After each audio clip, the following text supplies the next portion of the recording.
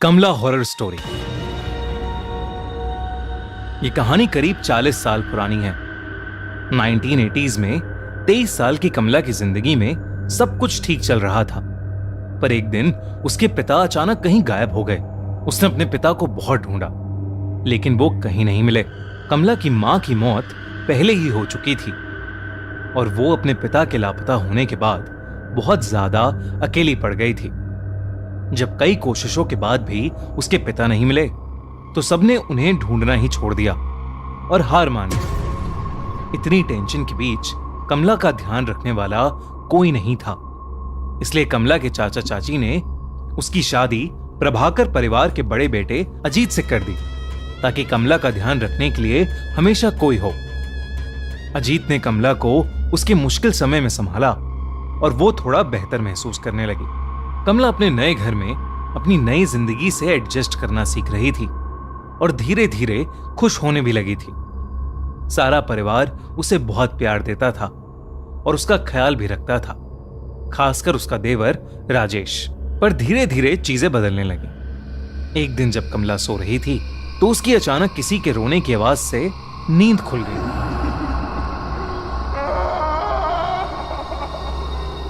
उसने अपने बगल में देखा तो अजीत अभी भी सो रहा था और कमरे में उन दोनों के अलावा और कोई नहीं था। उसे वो आवाज फिर से आई, लेकिन अभी भी उसे कोई नहीं दिख रहा था। उसने इसे अपना वहम समझा और चुपचाप वापस सो गई। लेकिन उस दिन के बाद से उसे लगभग हर वक्त वो रोने की आवाजें सुनाई देने लगी थीं। उसे ऐसा लगने लगा था कि ये आवाजें शायद उसके पिता की हैं, जो दर्द में चीख रहे हैं और उससे मदद मांग रहे हैं। कमला अब घबरा चुकी थी और उसने ये बात अजीत और रजनीश को बताई। दोनों ने ये उसका वहम समझा और उसे कहा कि शायद ये इसलिए हो रहा है क्योंकि वो अपने पिता को बहुत मिस कर रही है। धीरे धीरे कमला की तबीयत भी खराब रहने लगी। उसे हर वक्त गुस्सा आने लगा था। वो छोटी छोटी बातों पर चिढ़ जाती थी और अगर उसे कोई किसी भी चीज के लिए मना करता तो वो उसको जान से मारकर खाने की धमकी देने लगी थी। सबको लगा कि अपने पिता के खोने का दुख उसके दिमाग पर हावी हो रहा था, लेकिन इस सब के बीच कमला को वो आवाजें अभी भी आ रही थीं। एक दिन वो आवाज कमला को हवेली के एक पुराने कमरे से आ रही थी। वो जब उस कमरे में गई तो उसे वहां एक काली मूर्ति मिली। उस मूर्ति को देखते ही उसे एक अजीब सी बेचैनी महसूस हुई, लेकिन जैसे ही उसने मूर्ति को छुआ, उसे बेहद अजीब सा लगने लगा। उसे घुटन महसूस होने लगी और उसे सांस लेने में अचानक बहुत ज्यादा तकलीफ होने लगी। कमला ने घबराकर उस मूर्ति को वापस नीचे रख दिया। कमला को डर लग रहा था और वो कमरे से बाहर ही जा रही थी कि उसके पैर में कुछ भारी सी चीज आकर लगी। जब कमला ने ध्यान से देखा तो वहां एक इंसानी खोपड़ी, एक स्कल उसके पैरों में पड़ा था। तब कमला को देखा कि उस कमरे में कुछ और भी चीजें पड़ी हैं। उस कमरे में ढेर सारी इंसानी हड्डियां इधर उधर पड़ी थीं और हर जगह खून ही खून था। वो जब उस कमरे को और ध्यान से देखने लगी तो वहां उसे एक खत मिला। उसने खत उठाया और उसे पढ़ने लगी। खत में लिखा था कि वो मूर्ति श्रापित है और इसने उनके पुरखों को भी परेशान किया है। ये सब पढ़ते ही कमला को अपने पिता की चीख सुनाई दी और वो मूर्ति अपने आप जोरों से हिलने लगी। कमला को एक अजीब सा भारीपन महसूस होने लगा, जिसके बाद वो एकदम से बेहोश हो गई। कमला ने जब अपनी आंखें खोली तो वो अपने कमरे में ही थी और सब परिवार वालों ने उसे घेर रखा था। कमला उन्हें सब कुछ बताने लगी, लेकिन सबने उसको बताया कि उन्हें वो घर के ड्राइंग रूम में बेहोश पड़ी मिली थी और शायद ये उसका कोई बुरा सपना था।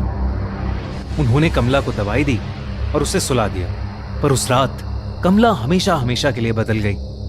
अजीत बाकी रातों की तरह डिनर के बाद वॉक करके कमरे में आया तो उसने देखा कि कमला बिस्तर पर नहीं, बल्कि कमरे के एक अंधेरे कोने में दीवार की तरफ मुंह करके जोर जोर से हंस रही है।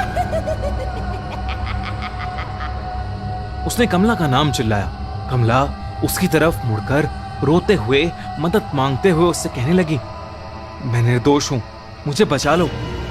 कमला को इस हालत में देखकर अजीत टूट गया और वो उसे गले लगाकर शांत करने लगा। किसी तरह उसने कमला को शांत करके बिस्तर पर लेटा दिया और वो रात जैसे तैसे बीत गई। पर अगले दिन कमला की तबीयत और ज्यादा बिगड़ने लगी। अगर कोई भी उसका नाम लेता तो वो उसकी तरफ मुड़कर उसे जान से मारने की धमकी देती। कमला की शक्ल भी अब बदलने लगी थी। धीरे धीरे उसका चेहरा सफेद पड़ने लगा था। आंखों के नीचे काले गड्ढे हो गए थे और वो पागलों की तरह बिहेव करने लगी थी। सारा प्रभाकर परिवार कमला को इस हालत में देखकर बहुत परेशान था, क्योंकि कमला ने रात को पागलों की तरह हंसना शुरू कर दिया था। कमला पूरा दिन बस रोती और हंसती रहती। प्रभाकर परिवार को लगा कि कमला पागल हो चुकी है, लेकिन उससे पहले वो कुछ कर पाते, उनके साथ एक बहुत बड़ा हादसा हुआ।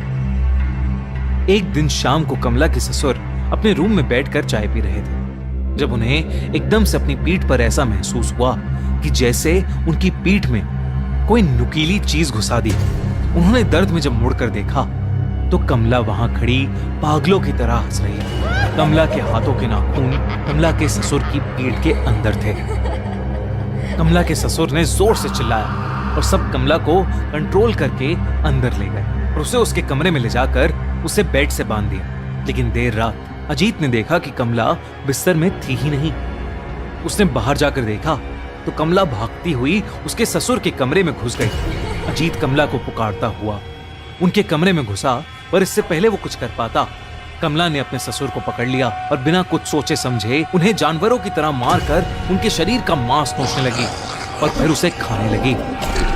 पूरा घर चीखों और डर से गूंज उठा, लेकिन कोई भी कमला को रोक नहीं पा रहा था। अजीत और उसकी मां ने कमला को उनके पिता की लाश के साथ लॉक कर दिया। उन्हें कुछ समझ नहीं आ रहा था और अंदर कमला पागलों की तरह चिल्लाई जा रही थी। वो जोर जोर से चीख कर कह रही थी कि मैं सबको खा जाऊंगी। अजीत की मां को समझ आ गया था कि कमला पर किसी का काला साया पड़ गया है, या वो खुद एक चुड़ैल बन चुकी है, जिसे रोक पाना अब शायद असंभव हो गया है। उस रात उनकी मां अपने दोनों बेटों को लेकर उस हवेली से निकल गई और अपने एक रिश्तेदार के घर चली गई। जब वो अपने रिश्तेदार के घर पहुंचे तो अजीत की मां ने उसे बताया कि कमला के साथ जो हो रहा है वो कोई इत्तेफाक नहीं, बल्कि काला जादू है, जो उनके घर के एक पूर्वज करते करते मर गए। उन्होंने अजीत को बताया कि उनके घर में एक शैतानी मूर्ति है जो शापित है और उसी शैतान का साया शायद कमला पर आ गया है और अब वो किसी को नहीं छोड़ेगी। कुछ समय बाद उस हवेली से 4 डेड बॉडीज मिली। अजीत के दोनों पेरेंट्स और कमला, सबकी डेड बॉडीज को वहां से ले जाया गया। राजेश उस दिन के बाद कहीं गायब हो गया। लोग कहते हैं कि आज भी उस हवेली में कमला की आत्मा भटकती है और वो किसी को नहीं बख्शती, और अगर कोई भी उस हवेली में गया तो वो उसकी जान ले लेगी, और इसीलिए आज तक वो हवेली वीरान पड़ी है।